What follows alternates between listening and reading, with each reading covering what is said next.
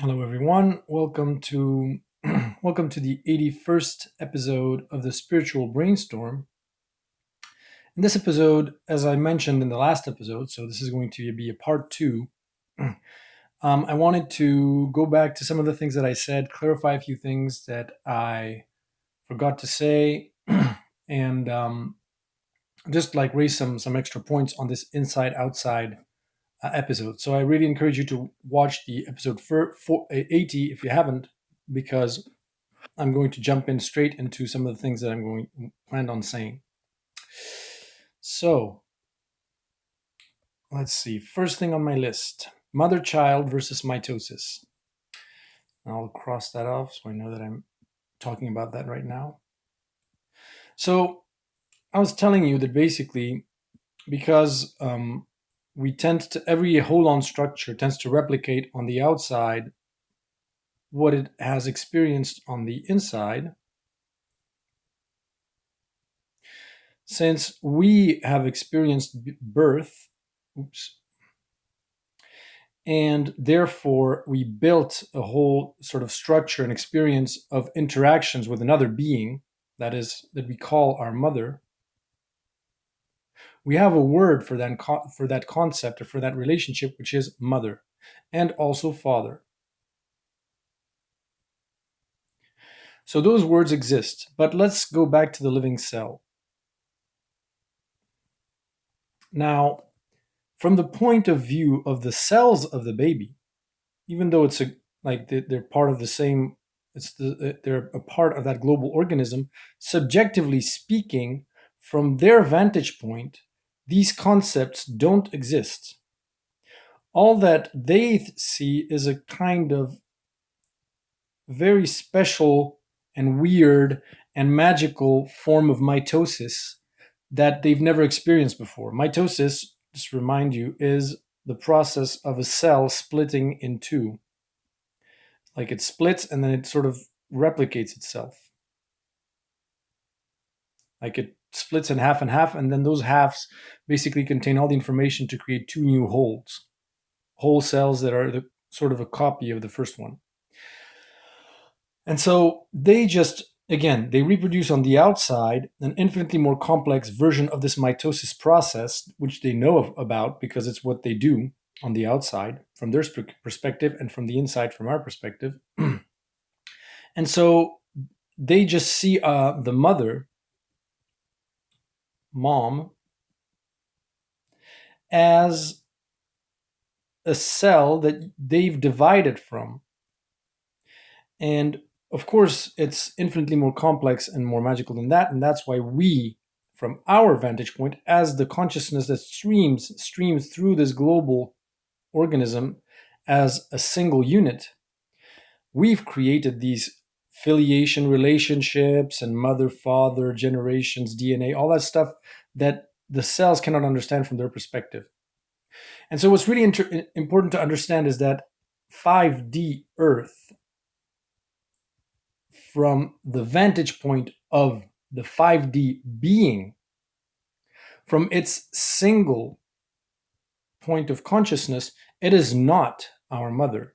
Just like a mother, from its perspective, does not see its baby as just a cell that's split from itself. Or that, it doesn't see it that way because it's so much more complex than that.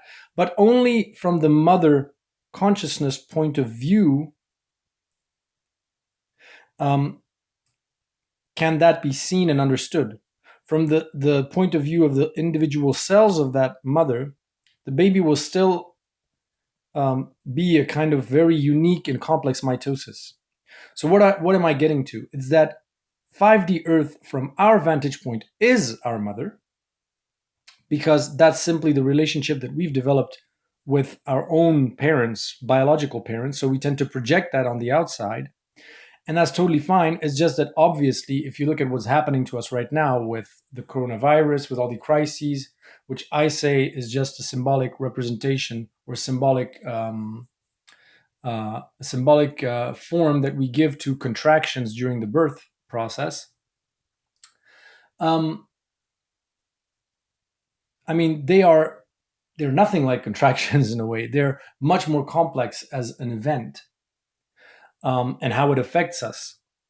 But um, that's the only way, basically, that the best way that we can understand it without getting lost in infinity and complexity. Because again, like if you try to explain the birth process to an individual cell, saying that it's like mitosis, but much more complicated and everything, it can understand.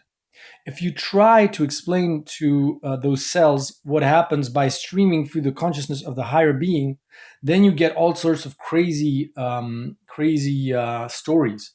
And that's why sometimes, people channel and talk about the 5D matrix that I was talking about, the 3D matrix that I was talking about earlier, where it's some alien civilizations that created a sort of an artificial moon that is hollow and that is a metal, and that actually sends out down a beam to lower the actual real vibration of the planet and limit it to the Schumann resonance, like eight point something hertz instead of 50 hertz, which is the 5D vibrational state of the Earth and all that stuff. And that is just the reason why they're talking about that, is because they're trying to understand 5D from the 5D perspective, and instead of going from the 3D and inside wisdom that they have, which doesn't require you to read up any books or find any complex things, because that's just something that all of us know intuitively and that we've experienced. Our own birth, our relationship to our mother. No human being has to go to school to learn those concepts. And which is why it's so much easier to understand and explain, because if you try to understand it from the vantage point of the 5D parent, which, as I explained, is living in the world of thought, then you get completely fixated on certain details, like the gynecologist discussing with the mother, for instance, and saying, "Oh, there's a problem in your womb. Maybe we'll have to do a C-section." From their point of view, everything's fine. If you stream from their point of view and try to grasp, like connect to that information, and then translate it into the human language, then you get stories of alien abduction and aliens dropping from the sky and enslaving us and capturing us and taking us away, which is how the individual cells of a baby would experience the cesarean if they weren't seeing it through the mitosis lens, and they were sort of panicking about what's going to happen, like that some kind of being is going to cut them open or something, or I don't know. So that's really important to understand that on one vantage point, from our 3D vantage point, the 5D Earth is our mother. But from the 5D vantage point, our global collective consciousness is going to be a collective conscious instead of collective unconscious when we sort of lock together and form a global organism. The interactions and relationships between those two 5D beings is not going to be mother child. Not at all. And I have no idea actually what the relationship between those two are, because there's just nothing that I can hold on to as a concept to explain it in a very good way. But I can say that from the vantage point of the individual units, which are still going to be, biological creatures, like us, for instance, then our relationship to that consciousness is going to be a mother, linking to a motherly figure.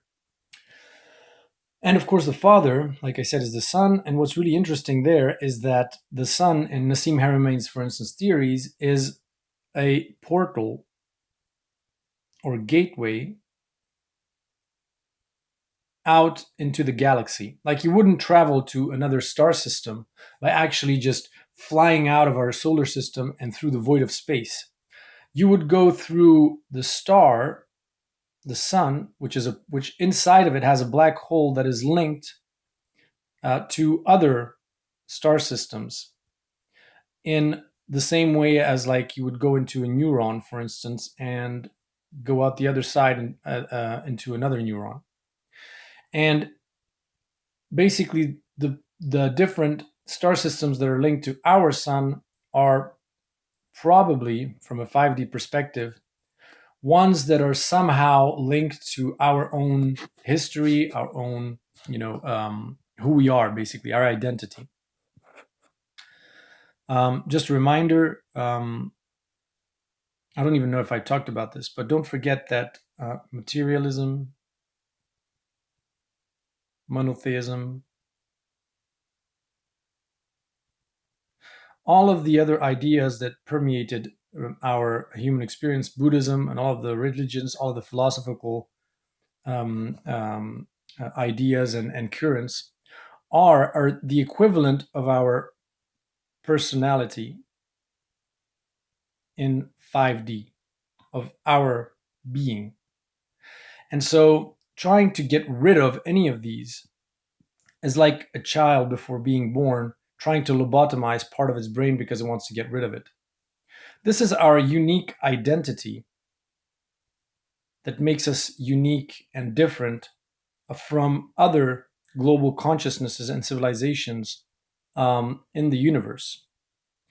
And there is no interest in the universe for us scratching everything, taking what the Pleiadians say about us, and then plugging it here and just say, oh, we are whatever the Pleiadians are saying about us.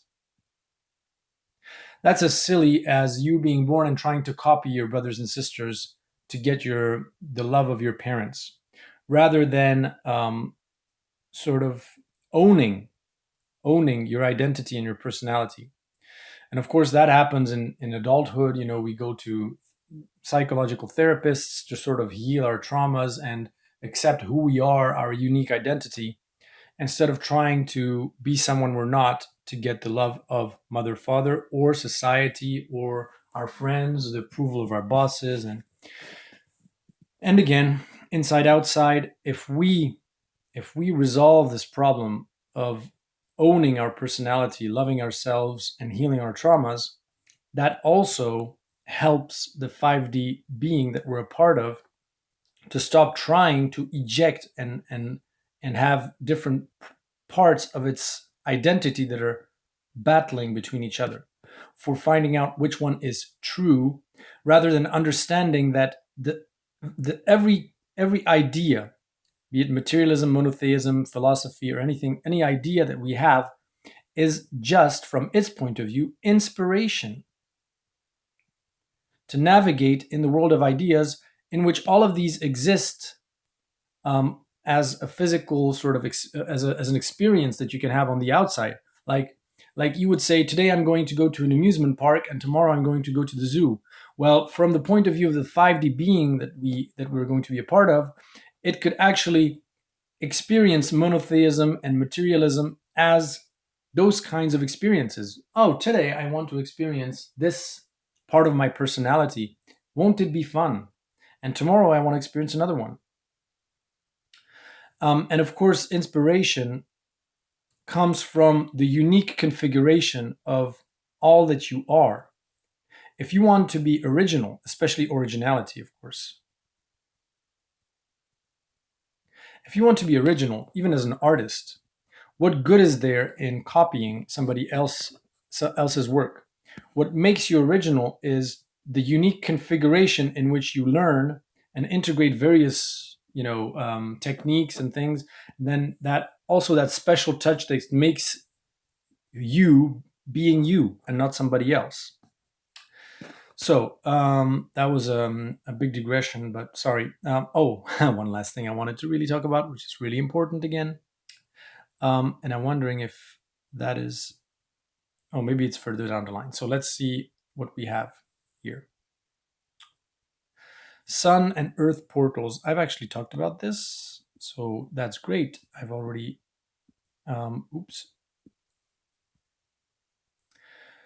Mutual harmonization. I sort of touched on it here, but my point was that the more we align our thoughts and are in control or in self-control of our thoughts and harmonize our thoughts inside our minds and don't have ideas battling each other inside our heads, and we're really aligned in our way of thinking, we help, of course, the collective global organism that we are part of, the network. Just like if you have one computer infected with a virus, it creates a danger to all the other computers. If, however, every computer is sort of harmonized and stable, it stabilizes the network as a whole. But the network has a stabilizing effect on the computers also, and you have that kind of back and forth process. And so that being that we are a part of, that experiences the world of ideas as its outside reality, that being is going to not only, well, listen to us as far as instinct, and like just these impulses. Like, for instance, a baby is scared of heights. We would, for instance, say, well, maybe don't go into looking into, dictatorship and fascism as ideas or thoughts that you'd like to experience. But its experience from a global perspective organism is going to teach us a lesson or help us harmonize, just like a baby, playing around with toys and stuff. It shapes its neuron structure via that experience that it has as a collective global organism, and that then informs kind of the cells. So it's as if we are this network where each of our brains is one node in the network, and the collective global organism that sort of streams a consciousness through us and has a unique single perception of itself, its experience with in the world of thought, then rearranges its neural structure, which is us, and helps us, be more in more interact in a more harmonious way, just like a baby learns to play with toys in a more and more orderly fashion and less chaotic and not throwing things around, not breaking things. And so it's a back and forth kind of learning process. It's not just top down or bottom up. It's really global and collective. Um,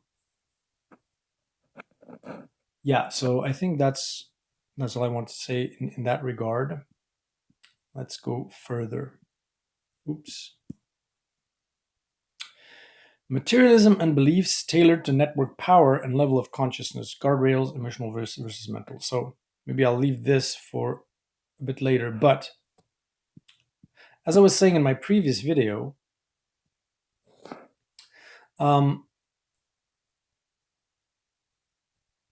your beliefs and the way that you structure your mental state, which is giving a form to infinity. Why is this on? Or the evolution of those beliefs is linked to the power of the network, at least in my mind. So I was saying before that, for instance, our power over reality depends on how many nodes are in the network. If you're a tribal society and you only have 50 members that identify as being part of the same network, then your power over reality, over the world of biology, chemistry, physics, is going to be small. However, if there are millions and millions of individuals that believe the same thing and have the same kind of belief system, then the power over the other sort of networks that are below you is going to be exponentially big.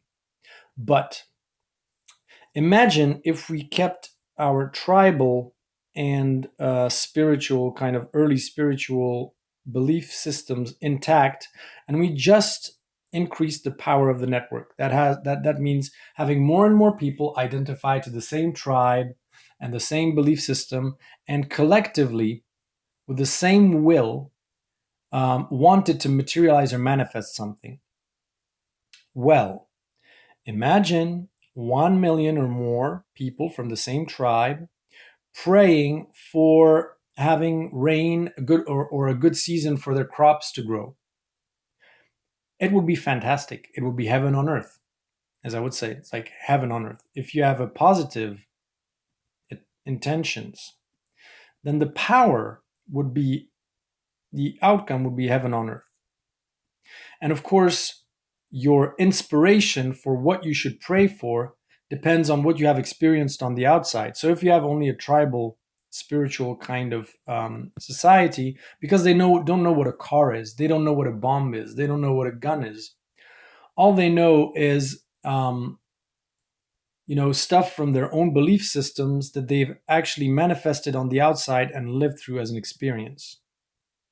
So they have experience interacting with spirits and energies and all that, because that is part of their belief, and so they inevitably experience on the outside, and that fuels their imagination for a more complex interaction still. Once you've experienced your belief on the outside, then it sort of fuels your imagination for even like having then changing your belief structure and your belief system a little bit. Now imagine if this was negative. And imagine that this tribe was now they had a rival tribe of another million people, and they were praying all together. They sort of started meditating in a 1 million people circle to send an army of locusts upon the other tribe, or any kind of other kind of event that they can give a form to, that they can understand, like a hurricane or a storm that would hit the other tribe and blow them to smithereens, or a volcano exploding under their city. And that would be hell on earth. Because again, within that kind of belief structure, if you have a power of the network that is really sufficient, then you can also manifest all kinds of events just by a sort of a collective aligned will power. And so why did we have to go from tribal spiritualism to monotheism? Because the network grew. And the consciousness level of the people was not sufficient, that they would never pray to a negative kind of or wish for a negative kind of intention and align together on that negative thought or intention. If you look at monotheist religions, at least the first ones, especially the Jewish and the Ancient Testament, it's built on fear of the divine and punishment.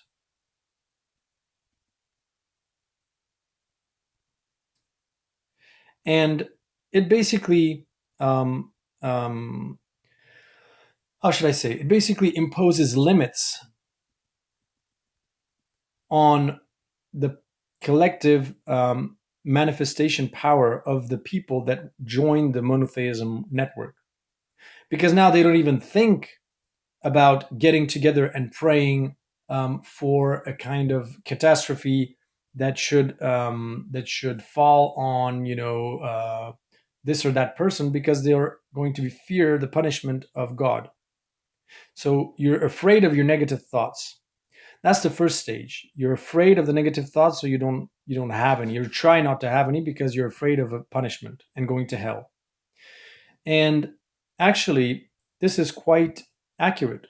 That is, if too many people within the monotheism network had negative thoughts, they would manifest hell on earth. And so it's not so much that God would punish them, it's them that would punish themselves, because their negative thoughts would sort of, as more and more people join this kind of network, they would have that power to actually manifest hell on earth instead of heaven on earth.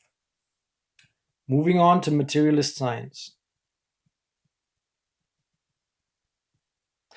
This is perfect because the network is now 2 or 3 or maybe even 7 billion people strong.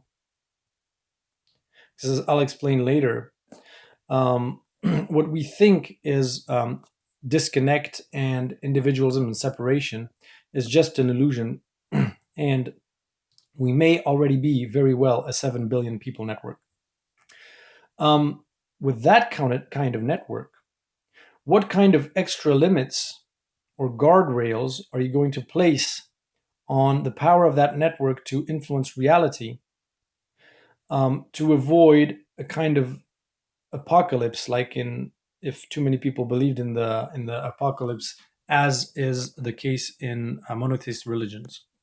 Well, materialism is the perfect limitation for a network of 7 billion humans in size because it artificially limits your belief systems, your beliefs, and your imagination, that in order to affect reality, you actually have to take some physical action.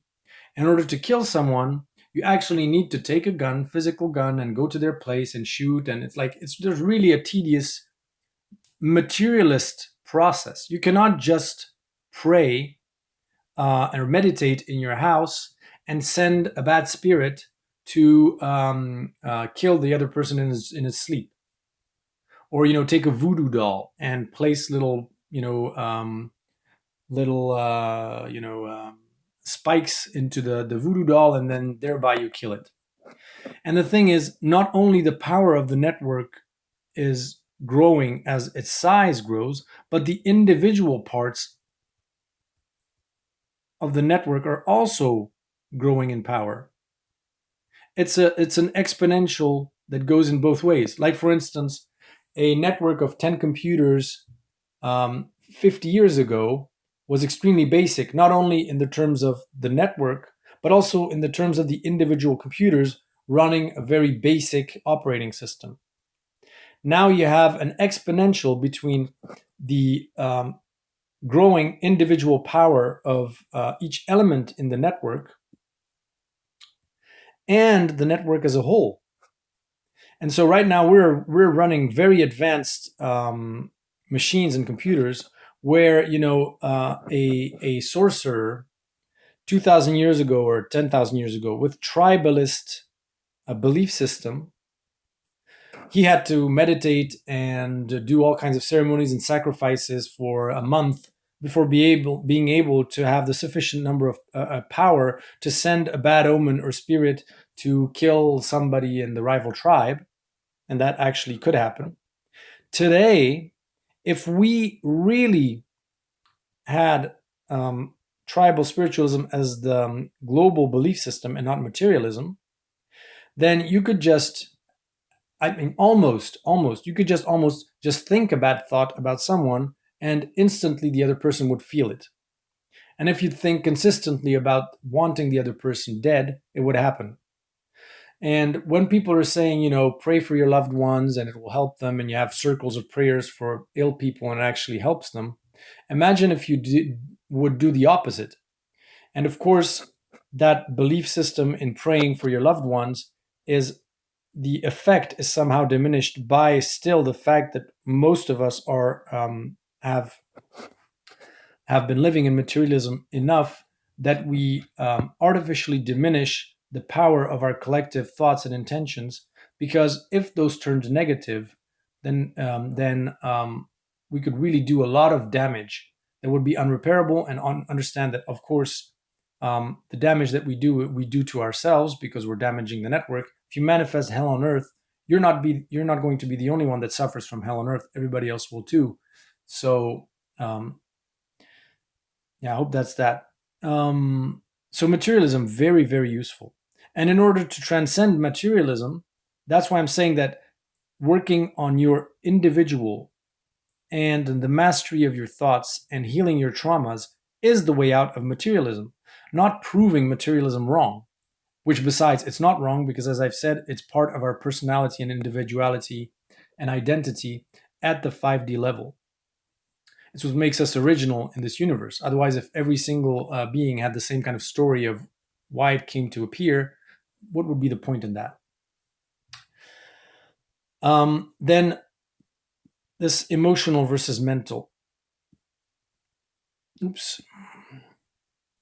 So there is this idea that we manifest through the heart chakra and that emotions are much more powerful and all of that.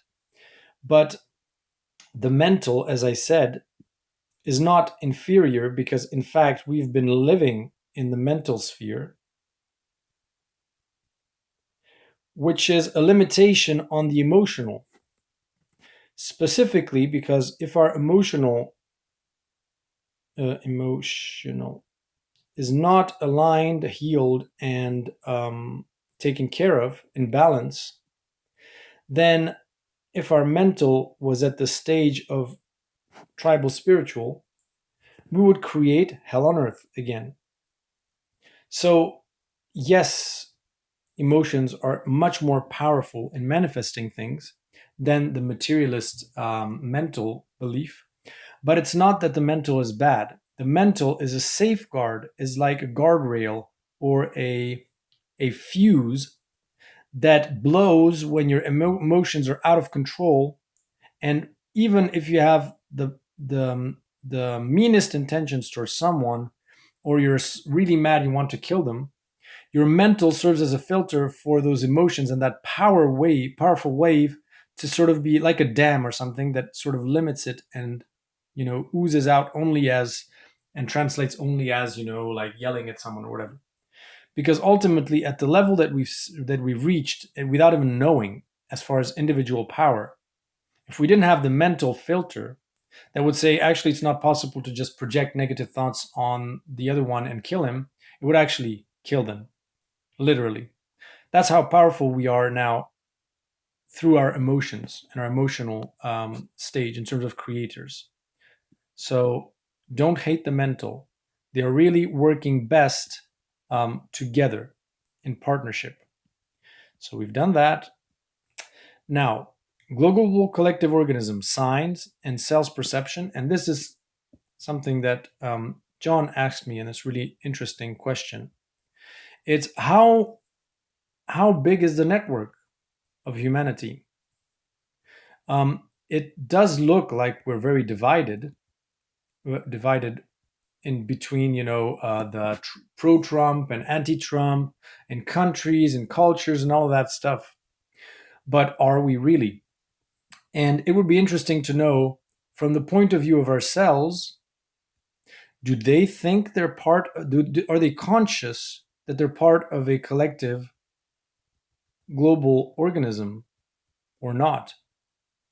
Because ultimately, if you take the look of our blood cells, for instance, they only have the impression that they're just coursing through a big network of tubes. And our bones might think that they're a collective global organism because they're really soldered together, whereas the rest of the body is sort of more free flowing and not interlinked. And it's even more interesting at the level of the atoms. Are they aware that they're part of a collective organism? Because ultimately, the distance between each individual atom in our body is relatively the same than between two stars in our galaxy. Um, Between them, there's just void. And so we would like to see a kind of like almost a physical proof that we are part of a network, which is why we're thinking about this artificial intelligence and internet, like connected chips in our brains. It's just our way of auto persuading us, or sort of becoming conscious of the fact that we are already connected, because the mere intention and knowing um, is sufficient for connecting, because we are connected on so many levels that we don't even realize. Like, there's this one clairvoyant that I really respect that is saying that at his level, after he had his Kundalini awakening, he was looking at people in the subway that were just, sulking there and not talking to each other. And yet, at the level of energy and information, he saw millions of exchanges happening at every single second between every single one of those individuals. But they had no consciousness of it, no conscious awareness of the fact that that was even happening. But he was seeing it. And, first he thought that with his Kundalini awakening, he had just some kind of magical powers. Now he could see all that stuff. But he quickly realized that everybody was doing the same thing that he was doing, except they were doing it unconsciously instead of consciously.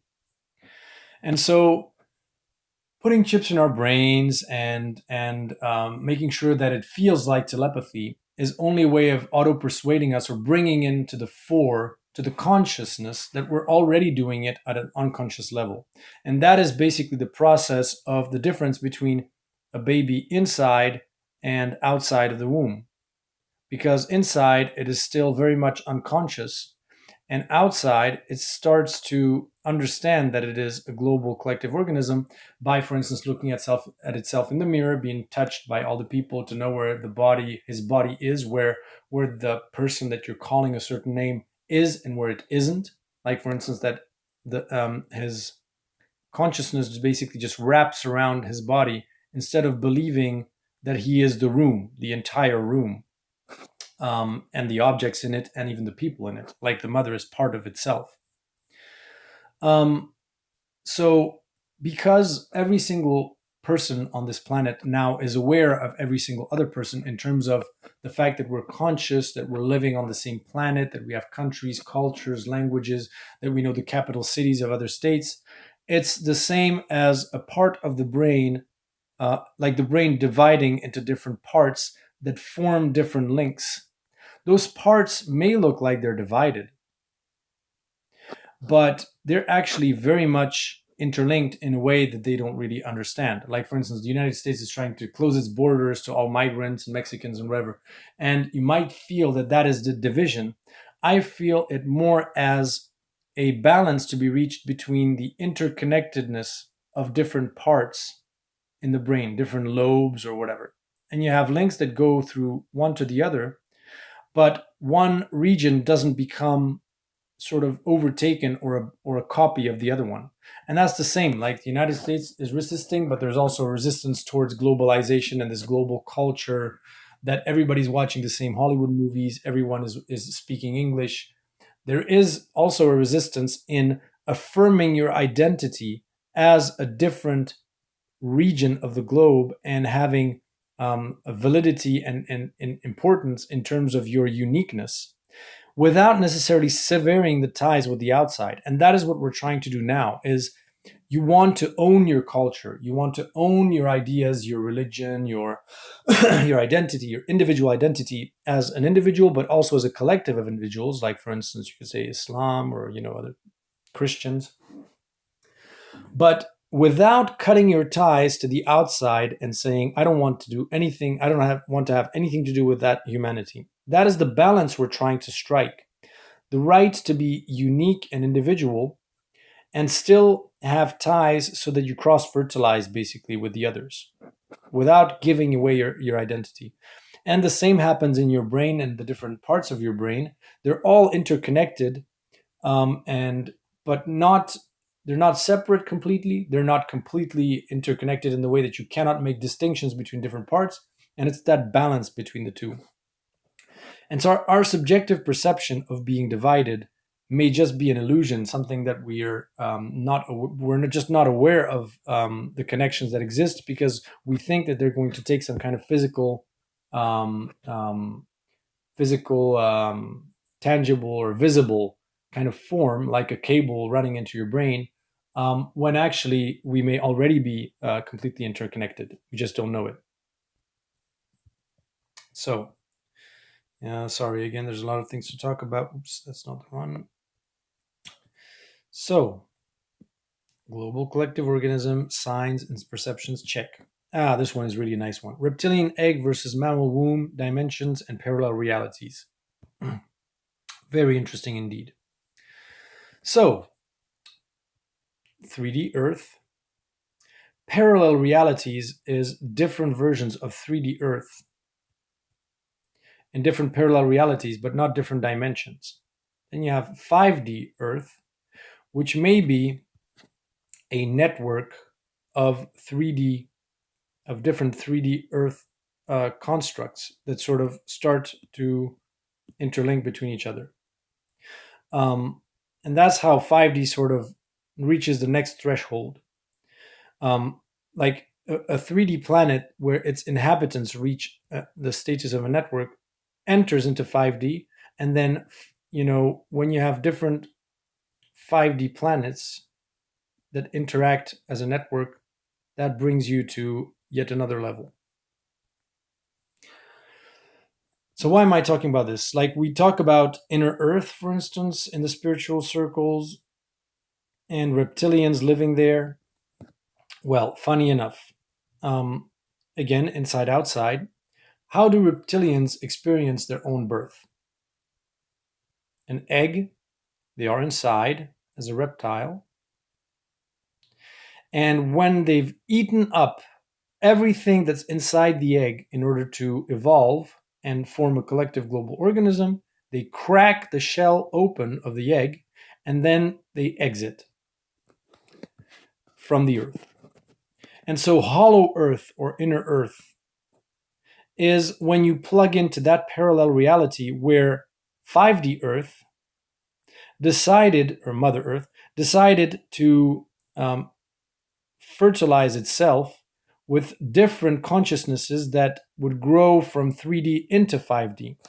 And if you take a reptile and you want to create a network of reptilian humanoid like beings, but reptile as a basis, then they will inevitably also replicate on the outside what they've experienced on the inside. That is, they will go and live inside their planet, form different civilizations where they're actually eating up the inside of the planet, all the resources to create cities and all kinds of other things.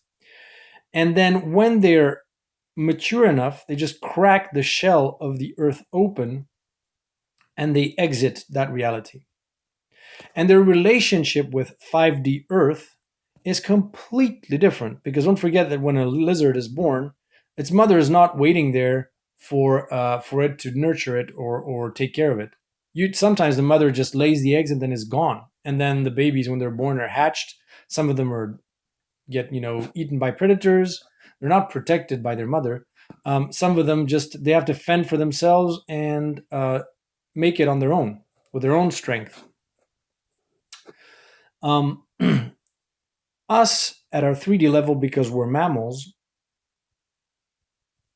we would manifest something like growing inside our mother, inside the womb of our mother, which we will manifest as this 3D version of this planet, which is the womb within the 5D Earth. And that's why you hear the stories about the moon lowering artificially the vibrations of the planet to create the 3D matrix where we are prisoners. That's one story that is a misinterpretation of looking at this whole process because you're trying to understand it from a 5D perspective instead of projecting it through your 3D consciousness and just expand it a bit in terms of the logic. And then what's interesting is then when those 3D consciousnesses start having interactions with each other and have to kind of harmonize their interactions. From our point of view, and in reality, in our own reality, being face to face with a snake, especially if it's deadly and poisonous, is not necessarily a pleasant experience. Yet we wouldn't think that that snake has no use or should die or is bad or is evil. We just see the snake as part of an ecosystem, just like mammals are part of an ecosystem. And so, from the point of view of the universe, the 3D consciousnesses, global consciousnesses of the human network of that reaches 5D, or the reptilian network that reaches 5D through their own experience, they are just as important and useful, one as the other, even though one may be a little bit more violent, so to speak, or behave in more predator-like fashion. It is still what's interesting from the point of view of the universe, God source, is that the consciousness is that the unique and individual consciousness that streams through the 5D version of reptilians is going to be really original. The reality that it experiences is going to be really original because its thoughts, ideas are going to be completely unique compared to the thoughts and ideas and experiences that a global organism that we are cells and part of would experience. It's totally different experiences. Just like a bird doesn't experience reality in the same way as a fly or as a lion.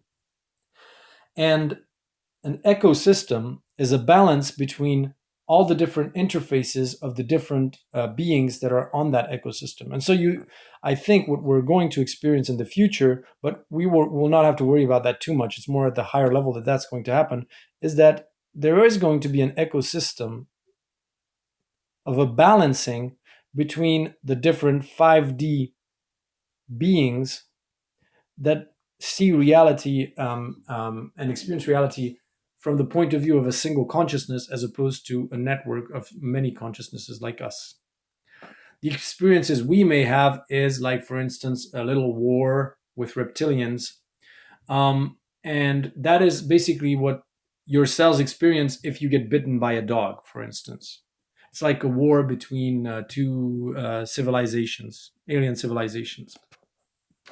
But remember, the harmony is with inside is projected on the outside. So if we behave in a harmonious way within our body, there's a greater chance that we're going to have a harmonious experience with the beings that we experience on the outside, which is why it's so important that we find harmony, first of all, with the animals, the plants, everything that is on our planet, because that harmony will then serve as the template or the root belief system for what you're going to experience on the outside once in 5D. Whew, are we going to get there? So, reptilians, egg, mammal womb. Thoughts, resonance, tuning fork, and globalization linked to evolution of beliefs from spirit to science. So this is linked to what I was saying before, the tribal stuff.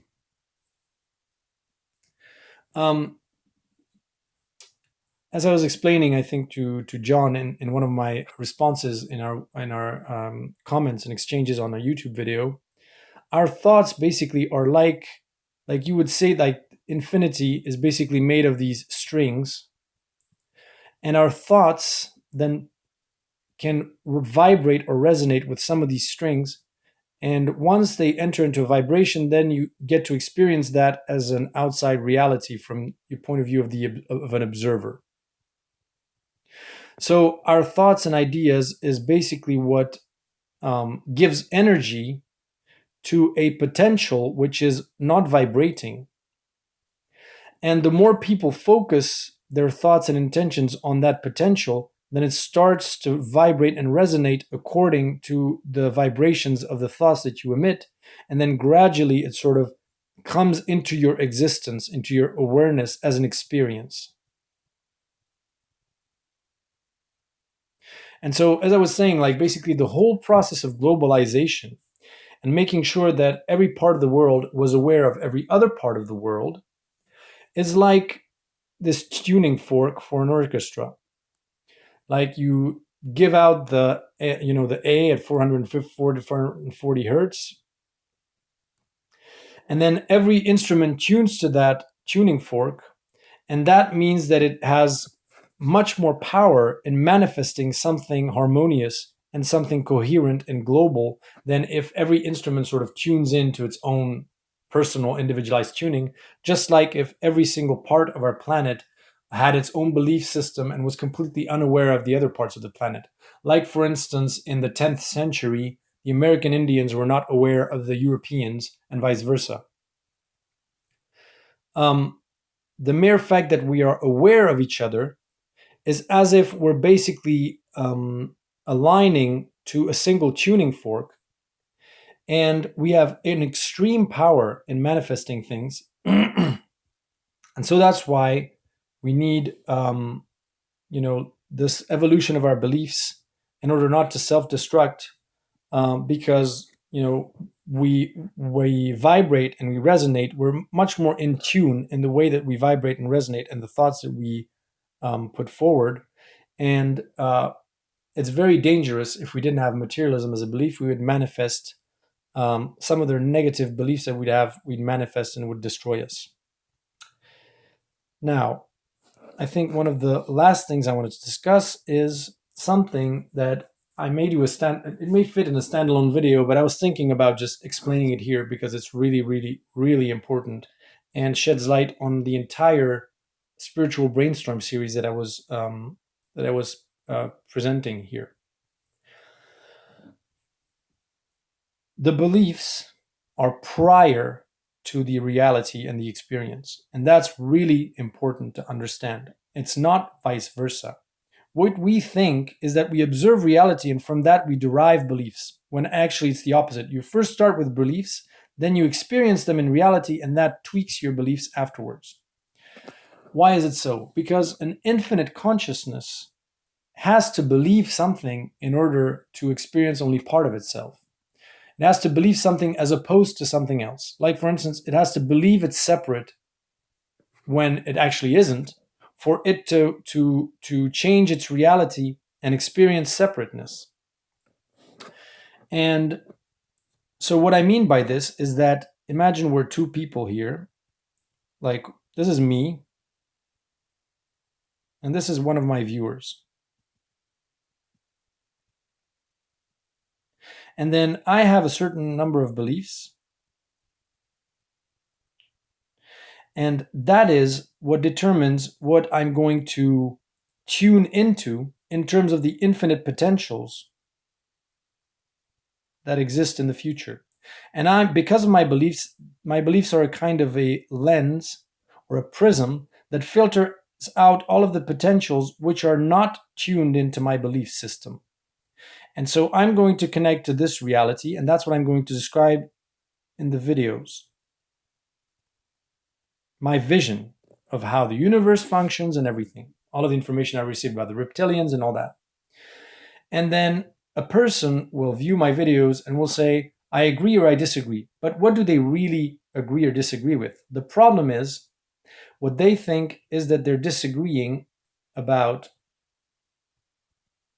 reality here. And here is where they'll oppose rational arguments. Like they will talk about reports or other articles or other videos, when that is the false kind of dichotomy. That is not where the debate lies in this projected reality, because they are correct and I am correct. Both of us are correct, because all realities and all potentials exist in infinity. It's just not possible that their reality would be false and mine would be true. It's insane. It's like two living cells arguing whether they are going to become a fish or a sea turtle. It's absurd. What is more interesting is to match up and share our own belief system, which is the filter through which like infinity is going to pass through, and then project a reality that we're going to experience, either right now in the present, but also projecting into the future. And my core and fundamental belief, as far as I can remember, is nothing is wrong with humanity and nothing is wrong with the universe. Which means that if you go back to all my video series and watch all my videos, that is what transpires from my videos, is that I see a reason behind everything that is beyond good and bad, and that is linked to how the universe works fundamentally. It's like saying that a mosquito is bad because it stings people. It's absurd. It just acts according to what it is, and that's it. And that's the way I see reality, and that is my belief, which is why I'm going to isolate out of all the potentials that reality which confirms my beliefs. And the idea is not whether this reality of mine is true or not, but whether you like what you hear. That is, you feel seduced by the promises or the potentials that my view of reality, if it resonates with you, basically, if you're attracted to it. It's like a political program, basically. But first and foremost, it's about beliefs. And my beliefs is those. If, for instance, you have channelers or mediums that believe that humanity is doing something wrong, that we are a parasite on this planet, that there's something wrong with humanity fundamentally, and then we need to absolutely change into light beings and all of that, that's when, no surprise, if they describe their reality, they're going to talk about the fact that the chosen ones are going to go to paradise, and there's going to be hell, and there's going to be this, and there's going to be judgment, there's going to be that, and they're going to view this 3D matrix as a failure, as duality, that wasn't a good idea for source and all that stuff. Not because it's true, of course it is true, but not because it's true in the absolute, but because their beliefs already filter out the possibility of seeing a different reality, a different way of seeing the universe. And so it's just a completely different way of reasoning, is what belief, like taking, becoming conscious of your beliefs and checking whether you like those beliefs, because whether you like the prism or the lens that you're putting on what's coming through you. Because if you, well, it's really important for you to like those beliefs and to be in agreement with those beliefs, because you'll get to experience them on the outside as a reality. And if you don't like them, then reality is going to feel really painful and frustrating. And that gives you an opportunity to review your beliefs, not to battle with the outside. And so, like, what I would say to all the people, of course, I love to exchange with people. It's really always interesting, mostly because for the moment, um, every exchange actually teaches me something about my model and allows me to go even further. It's like even inspiration for my work. So I haven't really experienced this friction between people criticizing my model. It's more like their remarks are edging me onwards to make it more refined, more specific, more clear. I have other sets of beliefs. For instance, I believe in simplicity, explaining complex things, simplicity, even like writing things wrong in a simple way. I believe in simplicity, which means that you can explain very complex things very simply. And you have many people that are scientists that went through into the spiritual, and they will explain everything with formulas and like have these really complex papers, multi doctoral theses. I'm thinking of Dan Winter, for instance, which I really respect and I love him, or even Nassim Haramein. But these guys, they have to have some kind of belief that things have to be complicated, things have to be mathematical, things have to be, you know. Whereas because I believe in simplicity, and I don't believe that's an obstacle in understanding the world or the universe, then I can present things in a simple way. If you don't believe that, if you believe that you have to be, that everything has to be like really scientifically proven or mathematically correct, then that's also a filter that you're going to impose on the reality that you're going to project yourself into. And ultimately, what's nice is when people agree on the core sets of beliefs, then other people can then all of us can really be, how should I say that? All of us can take on a certain role in manifesting that consensus reality that we all agree with. Like, I am not going to be the one that is going to invent a machine that's going to materialize goods and services out of the energy of the void. That is for someone that wants to make it operational. I'm more the one that is going to look at the higher, broader perspective and hopefully help people to understand it in a simple way with allegories and metaphors. And then it's going to be the job of other people to formalize that into mathematics and science. And those two are not incompatible by any means. They're actually very complementary. You need people like me. You need people like, Dan Winter. You need people like Nassim Haramein. But what makes us different is really our core sets of beliefs.